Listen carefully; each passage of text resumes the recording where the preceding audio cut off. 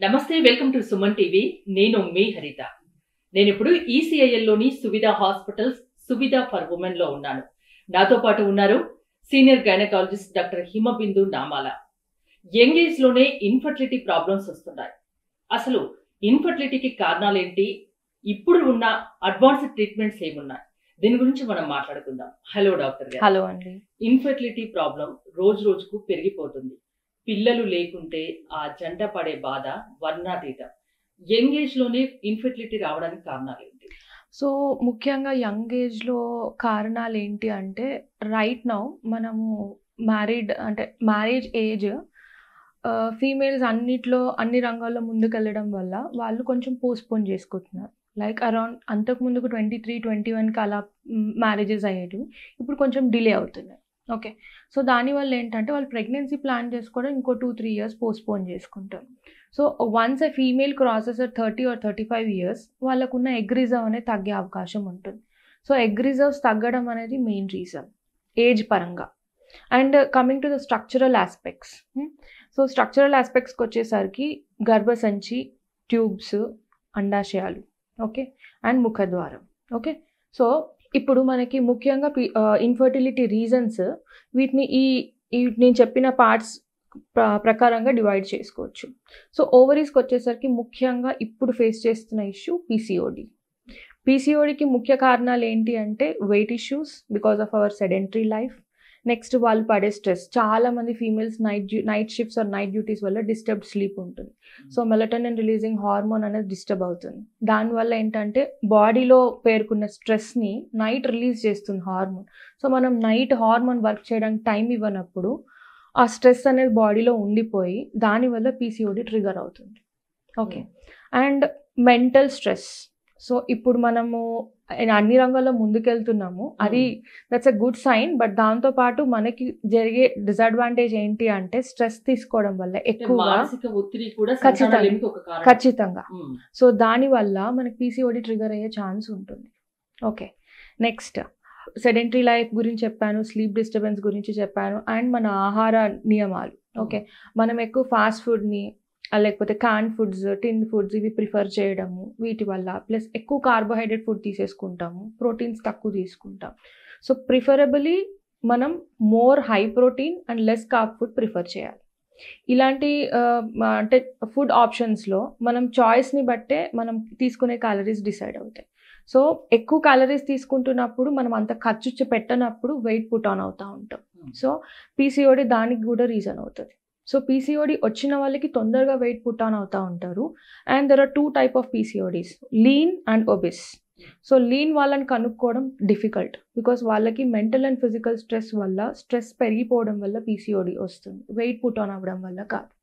So అండాశయాలకు సంబంధించి I have explain regarding egg reserve, poor egg reserve ఉన్నా లేకపోతే PCOD problem ఉన్నా ఇన్ఫర్టిలిటీ ఇష్యూస్ ఫేస్ చేసే అవకాశం ఉంటుంది.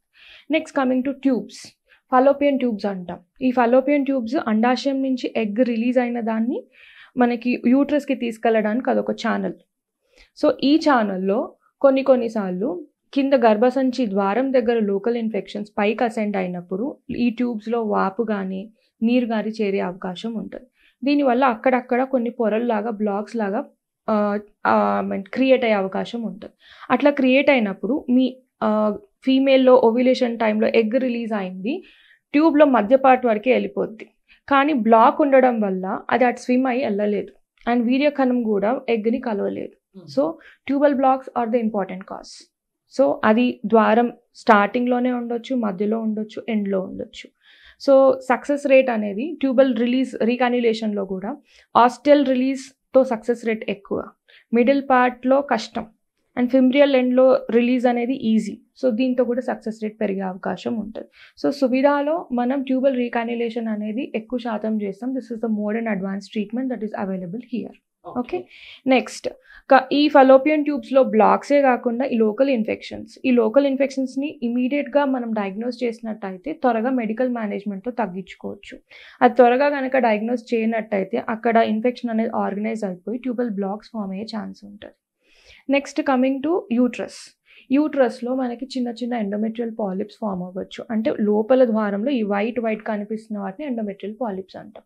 ఈ పాలిప్స్ ఏం చేస్తాయంటే ఇవి మొత్తం ఫిల్ అయిపోయి ద్వారంలో ఛానల్ అనేది అబ్స్ట్రక్ట్ చేస్తుంది. అబ్స్ట్రక్ట్ చేయడం వల్ల వీర్య కణాలు పైకి వెళ్ళి అండాశయం నుంచి ఎగ్ రిలీజ్ అయిన దాన్ని ఫ్యూజ్ చేయలేదు. ఓకే, సో ఈ ఎండోమెట్రియల్ పాలిప్స్ కూడా one of the reason. So ఈ endometrial polyp resection is more important. So ప్రతి ఎండోమెట్రియల్ పాలిప్ వచ్చిన పేషెంట్కి ఇన్ఫర్టిలిటీ రాదు. అట్లా అని మనము వీటిని నెగ్లెక్ట్ చేయకూడదు. ఓకే, ఒక పేషెంట్ వచ్చింది మన దగ్గరికి, అసలు ఎప్పుడు కలవాలి డాక్టర్ని? Female after trying for exclusively for 2 years without using any contraceptive, వాళ్ళు అయినా కానీ పిల్లలు కావట్లేదు అన్న కపుల్ మన దగ్గరికి వస్తారు.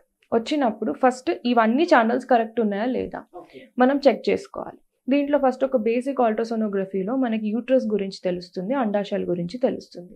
సో యూట్రస్లో నేను చెప్పిన కారణాలలో ఈ స్ట్రక్చరల్ రీజన్స్లో ఎండోమెట్రియల్ పాలిప్సే కాకుండా వాళ్ళకి చిన్నప్పటి నుంచే కొన్నిసార్లు బైకార్నియేట్ యూట్రస్ ఉండొచ్చు, కొన్నిసార్లు సెప్టాస్ ఉండొచ్చు, చిన్న పార్టీషన్స్ ఉండొచ్చు. అట్లాంటి వాళ్ళల్లో కూడా ఇన్ఫర్టిలిటీ ఇష్యూస్ ఎక్కువ ఉంటాయి.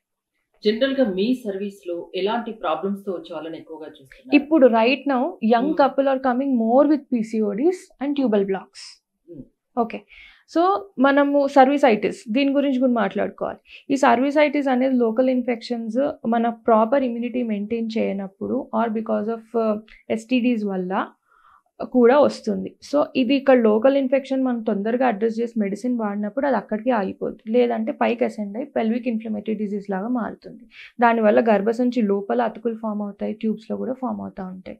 సో వీటన్నిటిని అడ్రస్ చేసేటప్పుడు మనం first patient history and complaints ప్రాపర్గా నోట్ చేసుకోవాలి. వాళ్ళ సెక్షువల్ హిస్టరీ ఎలా ఉంది అవన్నీ నోట్ చేసుకొని దాన్ని బట్టి మనం ట్రీట్మెంట్స్ డిసైడ్ చేస్తాం. అంటే పిల్లల్ని కనడానికి కరెక్ట్ ఏజ్ ఏదంటే ఏం చెప్తారు? So before 35 is a right age. And అలా అని pregnancy is it should not be decided or it should happen by choice. మీరు కరెక్ట్ అనుకున్నప్పుడు, మీరు ఫైనాన్షియలీ స్టేబుల్ ఉన్నప్పుడు, మెంటలీ స్టేబుల్ ఉన్నప్పుడు మాత్రమే ప్రెగ్నెన్సీని ప్లాన్ చేసుకోవాలి. అలాని డిలే చేయాలని కాదు. ఇంకోటి, ఈ మధ్య కాలంలో ఎగ్ ఫ్రీజ్ చేసుకునే ఫెసిలిటీస్ కూడా ఉన్నాయి కదా, అది మీ దగ్గర ఉందా సువిధాలో? Yes, we are planning for that egg freezing technology also. So egg freezing technique ఎవరికి ఇంపార్టెంట్ అంటే, ఎవరికైనా ఇప్పుడు ఫర్ సపోజ్ క్యాన్సర్ కెమోథెరపీకి వెళ్తున్నారు, ఆ థెరపీ వల్ల ఎగ్ రిజర్వ్ తగ్గే అవకాశం ఉంటుంది వాళ్ళకి. అండ్ కొంతమంది అడ్వాన్స్డ్ ఆర్ వాళ్ళ పై చదువులకు వెళ్తున్నారు, ఎక్కువ టైం పడుతుంది వాళ్ళ లైఫ్లో సెటిల్ అవ్వడానికి, అలాంటి వాళ్ళు. సో వీళ్ళందరూ కూడా ఎగ్ ఫ్రీజింగ్కి వెళ్ళినప్పుడు వాళ్ళు ఏ ఏజ్లో ప్రెగ్నెన్సీ ప్లాన్ చేసుకున్నా అప్పుడు నష్టం లేదు. ఇంకోటి, కన్సీవ్ అయినా కూడా తరచూ అబార్షన్స్ అవుతూ ఉంటాయి, దానికి ఎలాంటి కారణాలు ఉంటాయి? దానికి కూడా ట్రీట్మెంట్స్ ఉన్నాయా? ఎస్, సో ఫస్ట్ మనకి ఎర్లీ ట్రైమిస్టర్ అంటే ఫస్ట్ ట్రైమిస్టర్ మొదటి 3 నెలల్లోనే అబార్షన్స్ జరిగే అవకాశం ఉంటుంది. దాంట్లో ముఖ్యమైన రీజన్స్ ఏంటంటే ఎక్కువ వరకు లోకల్ ఇన్ఫెక్షన్స్ ఫస్ట్, రెండోది ఏంటంటే జెనెటిక్ కాజెస్, అండ్ మూడోది ఏంటంటే ఆ ఫ్యూజ్ అయిన ఎగ్ కానీ స్పర్మ్ కానీ వీక్ అయి ఉన్నప్పుడు. ఇలాంటి కండిషన్స్లో మనకి ఎర్లీ అబార్షన్స్ అయ్యే ఛాన్స్ ఉంటుంది. అండ్ స్ట్రక్చరల్గా ఆ ఇంప్లాంటేషన్ అనేది కరెక్ట్గా ఫామ్ అవ్వనప్పుడు, వీక్ ఇంప్లాంటేషన్ జరిగినప్పుడు, లేకపోతే లోకల్గా కొంచెం బ్లీడింగ్ కలెక్షన్ ఉన్నప్పుడు, సబ్కోరియానిక్ హెమరేజెస్ ఉన్నప్పుడు ఎర్లీ అబార్షన్స్ అయ్యే ఛాన్స్ ఉంటుంది. దీంట్లో అన్నీ కరెక్టబుల్ కాదు. ఫర్ సపోజ్ ఇద్దరు కపుల్ ఉన్నారు, వాళ్ళిద్దరూ కలవడం వల్ల ఆటోజోమల్ డామినెంట్ ఇష్యూస్ కానీ అట్లాంటి సెక్స్ లింక్డ్ డిజార్డర్స్ ఉన్న ఎంబ్రియో కనుక ఫామ్ అయితే అది నేచర్ అనేది హెల్దీ ఎంబ్రియోని మాత్రమే ప్రమోట్ చేస్తుంది. ఒక్కసారి నేచర్ ఐడెంటిఫై చేసింది అక్కడ డిఫెక్ట్ ఉంది అన్నప్పుడు న్యాచురల్గా it will let it out.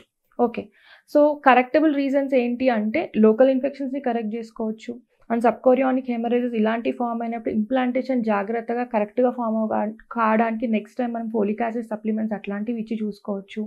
And genetic counselling is more important. First of all abort అయినప్పుడు ఎందుకు అబార్ట్ అయింది, ఇదే కాకుండా మనకి ఫీమేల్స్లో ఆప్లాస్ అని కొన్ని ఆటోఇమ్యూన్ డిజార్డర్స్ ఉంటాయి, వీటి వల్ల కూడా అబార్షన్స్ జరిగే అవకాశం ఉంటుంది ఫస్ట్ 3 monthsలో, ఆర్ రికరెన్స్ ఆఫ్ అబార్షన్స్ ఉంటుంది. ఈ ఆప్లాస్ కానీ ఇట్లాంటి వాటిని కూడా మనం ట్రీట్ చేసుకోవచ్చు. ప్రతిదానికి ట్రీట్మెంట్స్ ఉన్నాయి, అడ్వాన్స్డ్ ట్రీట్మెంట్స్ ప్రతిదానికి లేదు, ఏ ప్రాబ్లం ఉన్నా ట్రీట్మెంట్స్ అయితే ఉంటాయి. అబార్షన్స్ జరుగుతున్నప్పుడు క్రోమోజోమ్ అబ్నార్మాలిటీస్ ఉన్నాయి, దానికి మనం ట్రీట్ చేయలేం, దానికి మనం వాన్ మాత్రమే చేయొచ్చు. ఫర్ సపోజ్ 100% ఛాన్సెస్లో కొంతమందికి 25% ఛాన్స్ ఆఫ్ నెక్స్ట్ అబార్షన్ ఉంటుంది. అది మనం వార్మ్ చేస్తాం వాళ్ళకి. సో అంటే మీకు ముందస్తు జాగ్రత్తలు మీకు తీసుకోవచ్చు. 4 పిల్లల్లో ఒకరు అబార్ట్ అయ్యే ఛాన్స్ ఉంటుంది ఎవ్రీ ప్రెగ్నెన్సీలో.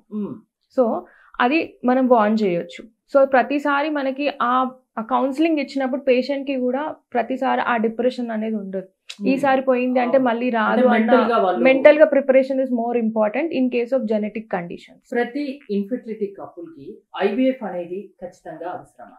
ఇప్పుడు ఫర్ సపోజ్ మనకి చిన్న లోపల పొరలు ఉన్నాయి. ఈ పొరల వల్ల పేషెంట్ కన్సీవ్ అవ్వట్లేదు. ఇది ఫస్ట్ ఆఫ్ ఆల్ మనం ప్రాపర్గా వర్కప్ చేసి హిస్ట్రోస్కోపీతో రిలీజ్ చేసాం అనుకోండి, పేషెంట్ కన్సీవ్ అవుతుంది. ట్యూబల్ బ్లాక్స్ ఉన్నాయి, ట్యూబల్ బ్లాక్ రిలీజ్ చేస్తే పేషెంట్ కన్సీవ్ అవ్వచ్చు. అండ్ పీసీఓడి ఉంది, పీసీఓడి కరెక్షన్ చేస్తే కన్సీవ్ అవ్వచ్చు. Okay, for suppose some unknown reason ఉంది, దానివల్ల కన్సీవ్ అవ్వట్లేదు, will give simple ovulation induction treatments. అది కాకపోతే ఐయుఐస్కి వెళ్తాము. దాని తర్వాత last treatment is IVF. And ఇక్కడ ప్రతిసారి ఆ ఇన్ఫర్టిలిటీ అంటే ఫీమేల్ని కాన్సన్ట్రేట్ చేయడమే కాదు, male factors also contribute to 40%. So వచ్చినప్పుడు ఫస్ట్ స్క్రీనింగ్ మేల్కి కూడా జరగాలి. Semen analysis is the basic thing.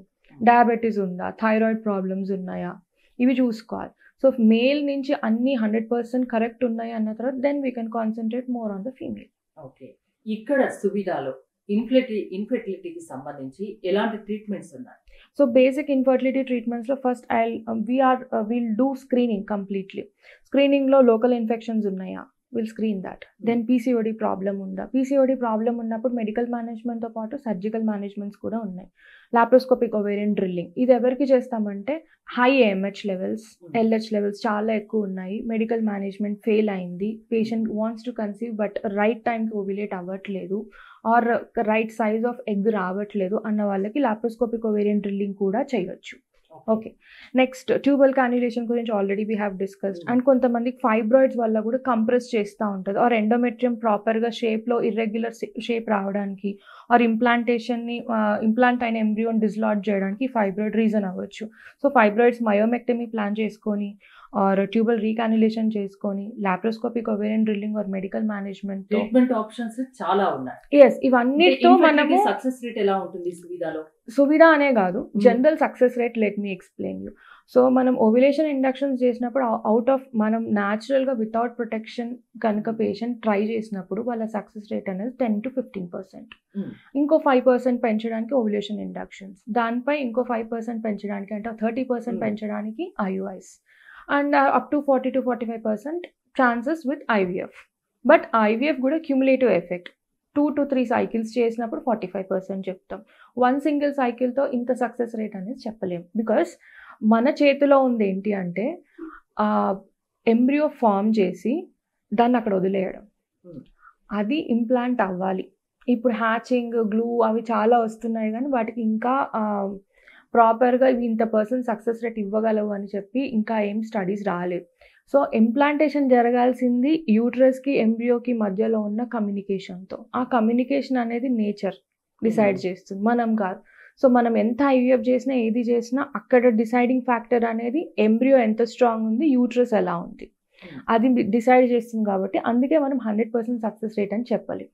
సంతానలేమితో బాధపడే వాళ్ళకి ఏం చెప్తారు? So first thing is like మనం ఈ స్ట్రక్చరల్ డిఫెక్ట్స్ గురించి ఎంతైతే డిస్కస్ చేసుకుంటున్నామో మెంటల్ స్ట్రెస్ తగ్గించుకొని, అండ్ నేను చెప్పినట్టే ప్రెగ్నెన్సీ అనేది అదొక ఛాన్స్తో కాదు. ఓకే, మీరు ప్రిపేర్డ్గా ఉండాలి. And that too it shouldn't happen like with pressure or like a duty. So ఇప్పుడు ఏంటంటే చాలా వరకు couple are getting intimate deciding on their app చెప్తుంది కాబట్టి ఇంటిమేట్ అవ్వాలి. ఏదైతే న్యాచురల్ గా అవ్వాల్సిందో తీయడం న్యాచురల్ గా లేదు, మనం ఎక్కడికైనా వెళ్ళి పని చేయాలంటే అది న్యాచురల్ గా లేదు. Even intimate moments are also not natural. App is deciding. So మనం ఆ స్ట్రెస్ అనేది క్యారీ అవుతుంది. ఈవెన్ మనము కపుల్ కి వీ గివ్ ఫర్టైల్ డేట్స్ ఇస్తాం, ఈ టైంలో ఇంటిమేట్ అవ్వండి. That also creates a pressure. Many times couple comes regularly for 6 months, couple treatment ఆపేసిన తర్వాత కన్సీవ్ అవుతారు. బికాస్ ఆ మీన్ టైంలో వాళ్ళకి మెంటల్ స్ట్రెస్ అనేది ఎక్కువ అయిపోతుంది. ఈ టైంలో నేను పని చేయాలి అన్నట్టు వాళ్ళు ఫీల్ అవుతున్నారు. సో అసలు ఇన్ఫెర్టిలిటీ ప్రాబ్లం ఉంటే బాధపడిన అవసరం లేదు, ట్రీట్మెంట్ ఆప్షన్స్ అయితే చాలా ఉన్నాయి, multiple options are there. Doctor ని కలవండి, మీ దగ్గరలో డాక్టర్ ని కలవండి. సువిధాలో అయితే అడ్వాన్స్ ట్రీట్మెంట్స్ ఉన్నాయంటున్నారు. ఈసీఐఎల్లో సువిధ హాస్పిటల్స్ ఉన్నాయి, ఇప్పుడు కాప్రాలో సువిధ ఫర్ ఉమెన్ అని ఉంది. ఈ రెండింటి స్పెషాలిటీస్ ఏంటి? సో సువిధ ఫర్ విమెన్లో ఏంటంటే సపరేట్ అంటే exclusive antenatal checkups and antenatal exercises గురించి counselling, separate nutritional plans tailored made. Like కొంతమందికి డయాబెటీస్ ఉంటుంది, వాళ్ళు ఎలాంటి ఫుడ్స్ తీసుకోవాలి, థైరాయిడ్ ఉన్న వాళ్ళు ఎలాంటి ఫుడ్స్ ప్రిఫర్ చేయాలి, హైపర్ టెన్షన్ ఉన్న వాళ్ళు ఎలాంటి కేర్ తీసుకోవాలి. సో ఇవన్నిటిని బేస్ చేసుకొని మనం డిఫరెంట్ న్యూట్రిషనల్ ప్లాన్స్ ఇస్తాం పేషెంట్కి. And patient counselling will be easy and they feel more private and they express many things where it is like a separate launch women కోసం లాంచ్ చేసాం. So ఇక్కడ infertility ఇష్యూసే కానీ లేకపోతే laser ట్రీట్మెంట్సే కానీ antenatal berthing ఎక్సర్సైజెసే కానీ regular antenatal checkups and gynaec issues also many patients come with irregular cycles ఆ complaints అవన్నిటి గురించి ఇక్కడ హ్యాండిల్ చేస్తాం. And coming to Suvidha hospitals, it's a super speciality hospital with many departments exclusively focusing on the neurology, trauma, critical care along with urology. We also concentrate on mother and child department. Mother and child lo mostly we are promoting painless labors, normal deliveries, cesarean sections if required, and postnatal lactational support ఏంటి. So delivery అయిపోగానే అంతా finish అయిపోదు, అక్కడే start అవుతుంది. ఎలాంటి diet తీసుకోవాలి, ఆ తర్వాత ఎలాంటి కేర్ తీసుకోవాలి, కేర్ ఎప్పుడు తీసుకోవాలి, ఎప్పుడు హెల్త్ డిపెండ్ అయ్యి ఎప్పుడు ఎక్సర్సైజెస్ చేయాలి, ఎప్పుడు ఎక్సర్సైజెస్ రెజ్యూమ్ అవ్వాలి ఒక ఫీమేల్, ఆర్ ఆఫీస్కి ఎప్పుడు వెళ్ళాలి, ఇలాంటి చాలా థింగ్స్ వాళ్ళ బ్రెయిన్లో వెళ్తూ ఉంటాయి. So next 3 months also important. Next 3 months కూడా regular checkups is more important. ఆరోగ్యమే ప్రధానం కాబట్టి అన్ని రకాల జాగ్రత్తలు తీసుకోవాలి అంటారు. సువిధ హాస్పిటల్స్ లో కానీ సువిధ ఫర్ ఉమెన్ లో కానీ అనేక అడ్వాన్స్డ్ ట్రీట్మెంట్స్ ఉన్నాయి. ఇన్ఫెర్టిలిటీ కూడా మల్టిపుల్ ట్రీట్మెంట్ ఆప్షన్స్ ఉన్నాయి అంటున్నారు. థ్యాంక్ యూ డాక్టర్ హిమబిందు గారు. మీరు కనుక ఇన్ఫెర్టిలిటీ ప్రాబ్లమ్స్ తో బాధపడుతున్నట్లయితే సువిధలో అడ్వాన్స్డ్ ట్రీట్మెంట్స్ ఉన్నాయని డాక్టర్ హిమబిందు చెప్తున్నారు. ఇక్కడ మీరు ట్రీట్మెంట్ చేయించుకోదలుచుకుంటే స్క్రీన్ పై స్క్రోల్ అవుతున్న నెంబర్స్ కాల్ చేసి కాంటాక్ట్ అవ్వచ్చు. చూస్తూనే ఉండండి సుమన్ టీవీ.